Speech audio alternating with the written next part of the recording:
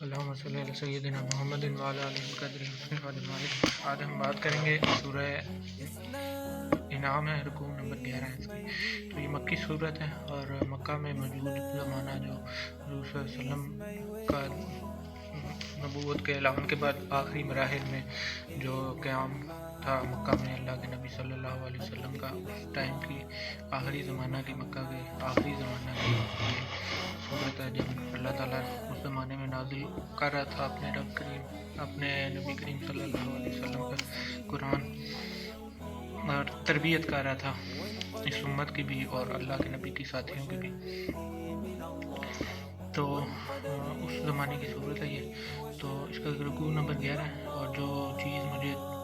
ایسی لگتی ہے کہ آپ کو بتانی چاہیے، جیسے پہلے میں نے سورہ نمل کی بھی کچھ رکوع آپ کو اس کے بھی ترجمہ اور تفسیر اور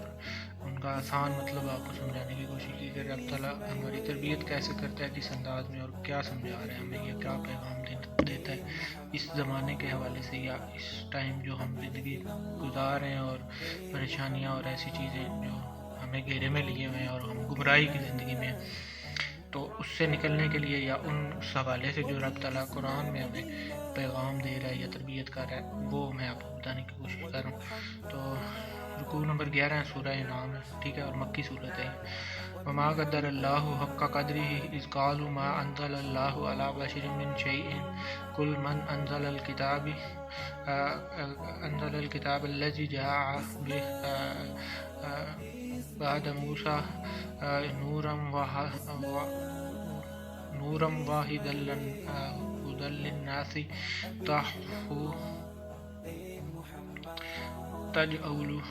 تجعلونہ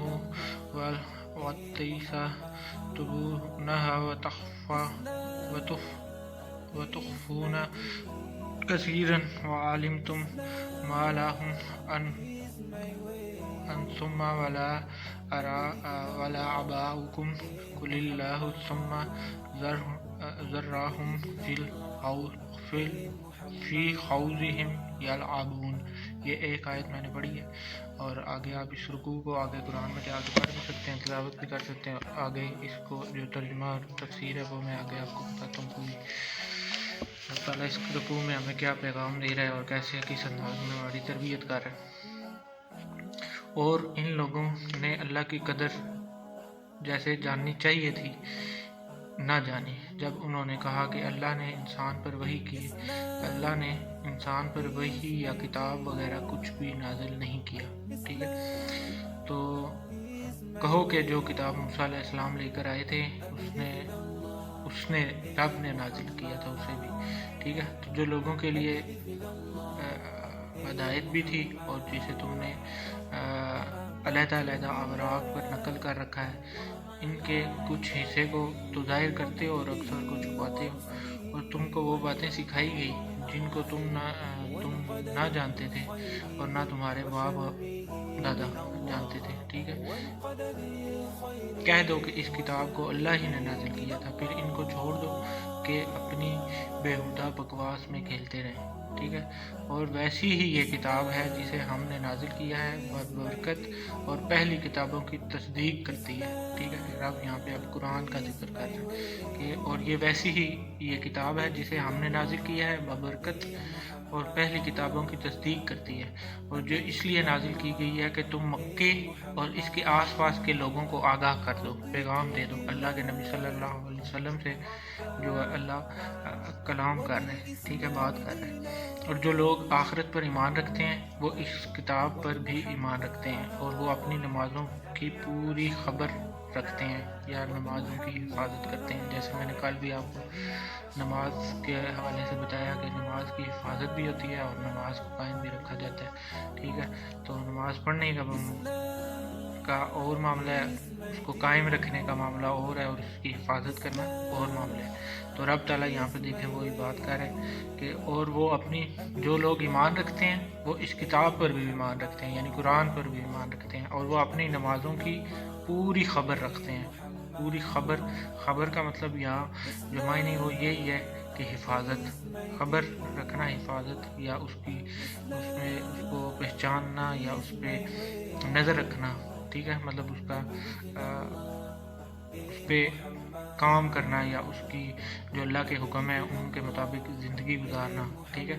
یہ اس حوالے سے اس طرف اشارہ ہے، ٹھیک ہے، اور اپنی نمازوں کی پوری خبر رکھتے ہیں۔ اور اس سے بڑھ کے ظالم کون ہوگا جو اللہ پر جھوٹ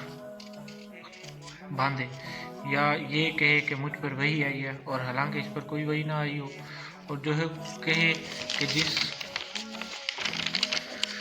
جس طرح کی کتاب اللہ نے نازل کی ہے اس طرح کی میں بھی بنا لیتا ہوں، اور کاش تم ان ظالم لوگوں یعنی مشرک لوگوں کو دیکھو کہ جب فرشتے ان کی جان نکال رہے ہوں گے، ٹھیک ہے، یہ یہاں سے غور سے سنیے اور سمجھیے، ان کے لیے جو عذاب کے لیے ہاتھ بڑھا رہے ہوں گے، ٹھیک ہے، کہ نکالو اپنی جانیں، آج تم کو ذلت کے عذاب کی سزا دی جائے گی، اس لیے کہ تم اللہ پر جھوٹ بولا کرتے تھے اور اس کی آیتوں کی سرکشی کرتے تھے تکبر سے، ٹھیک ہے، اور جیسے ہم نے تم کو پہلی دفعہ پیدا کیا تھا ایسا ہی آج اکیلے اکیلے ہمارے پاس آؤ، اور جو مال و متاع ہم نے تمہیں عطا فرمایا تھا وہ سب اپنی پیٹھ پیچھے چھوڑ آئے، اور ہم تمہارے ساتھ تمہارے سفارشیوں کو بھی نہیں دیکھتے جن کی نسبت تم خیال کرتے تھے کہ وہ تمہارے شفیع ہیں اور ہمارے شریک ہیں، آج تمہارے آپس کے سب تعلقات منقطع ہو گئے، ٹھیک ہے، اور جو دعوے تم کیا کرتے تھے وہ سب جاتے رہے، ٹھیک ہے۔ تو یہ اس رکوع کا پورے کا 2-3 آیات ہیں، اس رکوع کی 2 یا 3 ہے، ٹھیک ہے، تو اس کا ترجمہ ہے، ٹھیک ہے، اس کو غور سے سمجھیے کہ رب تعالیٰ اسے کیا ہم سے کہہ رہے ہیں، ٹھیک ہے، تفسیر اور آسان الفاظ میں آپ کو سمجھانے کی کوشش کرتا ہوں۔ اب سورہ مبارکہ میں اس میں جو رد و بدع کا ذکر ہو رہا ہے جو یہودیوں کے سکھائے جانے سے مکہ کے کچھ لوگ حضور صلی اللہ علیہ وسلم کے ساتھ سلوک کر رہے تھے یا پیش آ رہے تھے حضور صلی اللہ علیہ وسلم کے ساتھ، اپنے ان میں رشتہ دار بھی تھے اللہ کے نبی صلی اللہ علیہ وسلم کے، اور مکہ کے سردار بھی موجود تھے جن کو یہ یہودی جو ہے ان کو سکھا رہے تھے، بھڑکا رہے تھے،